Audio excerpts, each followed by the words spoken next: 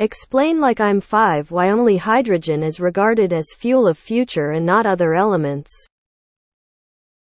I have basic idea of working of hydrogen fuel cell, but why just hydrogen? Isn't there any better or maybe cheaper alternative?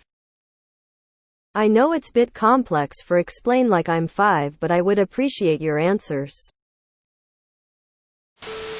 Burning hydrogen simply produces water, instead of more dangerous products of other reactions. Hydrogen is abundant. 2/3 of Earth's surface is water. And water is 2/3 hydrogen. Hydrogen gas is made by running an electric charge through water. So it's easy to make. And we can store it for a long time stable, transport it, and use the energy on demand at a later time. Hydrogen isn't regarded as the fuel of the future, or any other time. It's a terrible fuel. Because wherever you read this was heavily invested in hydrogen. Electricity is the fuel of the future. Hydrogen is not the fuel of the future. You get less energy from burning hydrogen than it took to extract it from water. And that's a hard rule. As in the conservation of energy, there is no possible way of getting around this unless there's an exception to the laws of thermodynamics. My man, there is like only 3 elements in this world that combust: carbon, hydrogen and sulfur. Each one of them had 33 chance to be fuel of the future. Each of them use oxygen to combust. Hydrogen, oxygen, water. Guess which one won? Edit dude is asking about why a fuel is considered the future in explain like I'm 5, and then you go actually iron also oxidizes but very slow. Go hit yourself in the face, Fedora Munchers. The problem of hydrogen is price of storage, transportation and fuel cells. This is why fuel cell EVs compete so badly against battery EVs. Fuel cells are expensive. At this moment in history, I really don't believe fuel cell to be the future. Hydrogen is an energy storage method as it can be produced from water using electricity and stored for later use. It is not a fuel like oil or coal that can be pumped or mined from deposits. Hydrogen has been found in rare geological deposits. The vast majority of hydrogen is created by reforming natural gas. Because it burns clean and is the most abundant element in the universe of the future, because we haven't yet figured out a cost-effective way of storing it or producing it for a mass volume market. Hydrogen reacts readily with oxygen and releases lots of energy. The product of the reaction is water, a pretty harmless substance. Other substances have either more dangerous products or a lower amount of energy per mass reacted. Energy density, as well as the fuel cell applications for driving vehicles. Remember that hydrogen is the fuel for a fusion reactions too. That could help provide the electricity required to extract the hydrogen from water. Hydrogen is very simple and extremely abundant. It's the most common element in the universe by far. In its most common form, it's just a proton and an electron. It can be used as fuel without producing byproducts that have to be dealt with. Hydrogen is an element. It contains no carbon. Therefore, it has zero carbon emission. Every other common fuel is some kind of carbon compound and has non-zero carbon emission. Also, hydrogen can be made from water using any zero-emission energy source: nuclear, hydro, solar, wind, you name it. Well, it can also be made from water using a coal-burning power plant. But it kinda defeats hydrogen's purpose. Other fuels work too, but hydrogen is the most abundant element in the universe. It's like the opposite of oil, in that you can find it almost everywhere. No need to rely on foreign countries to buy your hydrogen from. Planning a long-distance space journey? Stop and refuel on any celestial body, which is sure to be dripping with hydrogen. Water is the product of using it as fuel. But I don't know why it's being touted so much. It's difficult to store as a gas, much harder as a liquid, and it's not very energy dense.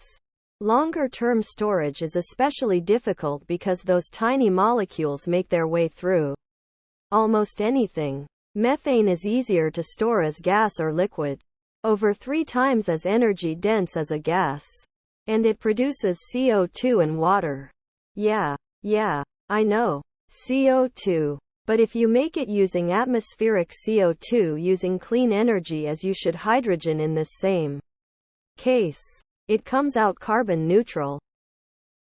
Hydrogen is seen as the closest to an ideal fuel because both production and consumption of it can be almost 100% green and renewable. Some have mentioned that you get mostly water when you consume hydrogen. On the production side, the ideal pathway is to use electricity from solar energy, hence no emission to break down water into hydrogen and oxygen, no unwanted emission too. There are also other similarly green fuel, known as e-fuel, but they are a long way away from being widely commercially available. Methanol is also pretty popular actually. Maersk recently purchased ships that can run on methanol, expecting this to become more abundant. Good descriptions of drawbacks and alternatives in this thread, but haven't seen the plain and simple answer: it's not. That's a marketing phrase. Hydrogen only looks good if you compare it with carbon-based fuels. The way it's used is more akin to a battery. Even then, a normal gas tank isn't under a couple thousand psi pressure. In a post-carbon future, hydrogen is just a fancy and portable way of recharging a battery. Don't everybody me this is explain like I'm 5. The problem is, it probably won't be the obviously best way of doing that in most cases.